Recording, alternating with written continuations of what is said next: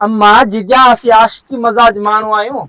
चयो त को न थोड़ी गलती कोन कई आहे कोन को वॾो जुर्म करे छॾियो हाणे पाणी जो ढुक प्यार त ख़ैरात ॾे फ़कीर वञे आ बाबा आए को खैर खैरात ॾियण वारो बाबे ओ सखी बाबा खुदा जे नाले को खैरात ॾियो बाबा आए को घर में आई अम्मा दी भेण जीजा खैरात दे मूंखे खैरात तो आई कोन मोरो घर वारो उठण वियो आहे बहरहाल कुछ ना कुछ दे फकीर के दरता खाली ना मोटा सवाब जो कम खत बणिया नई बिल्डिंग ठराए छॾिया माशाल्लाह घर त भला ठराई ॾाढी पैसे वारी लगी पई तनी पाण कमायो तो ॾिनो आहे छा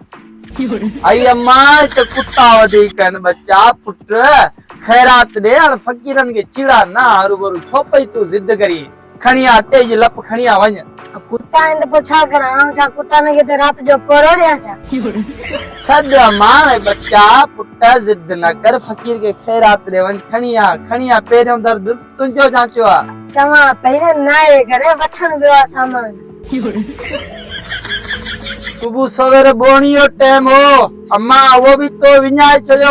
वञ जाए खणे आ फ़कीर ना दे कुछ ईअं खाता खाली न रवानो कर एॾो डटो मोटो लॻो पियो कमाए जहिड़ो धंधे जहिड़ो तो जेॾा माण्हू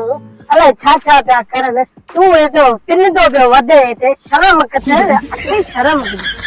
ए अम्मा जीजा तू गला सोले नमूने गला असां फ़कीरनि जो पेशो आहे पिनण पिनी न खाईंदासीं असांखे सुख कोन ईंदो घर में किरोड़ पिया हुजनि हू कहिड़े कम जा जीजा पिननि जो त शौक़ु कोन्हे असांजो अॼु खां 100 साल जो मतलब के पोयां खां सतयुग जो इहो अचे पियो सिस्टम पिनण वारो पिनी असीं खाईंदा आहियूं बिरहाल ॻाल्हियूं हाणे वादियूं छॾ वञ फ़कीर खे अटो आणे ॾे अम्मा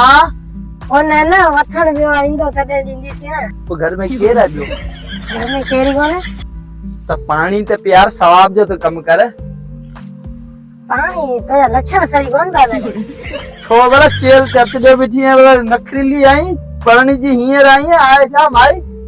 तोखे छा करिणो आहे पण जीअं त चेल दे हथ ॾे नखरीली आहे जेको जा मुंहिंजा पंहिंजा आहिनि तूं चवण वारो केरु मुंहिंजे मूंखे धणीअ कोन चए तूं चवेंदो छो भला अम्मा जीजा असीं आशिकी मजाज माण्हू आहियूं चयो त को न थोड़ी गलती कोन कई आहे कोन को वॾो जुर्म करे छॾियो हाणे पाणी जो ढुक प्यार त ख़ैरात ॾे फ़कीर वञे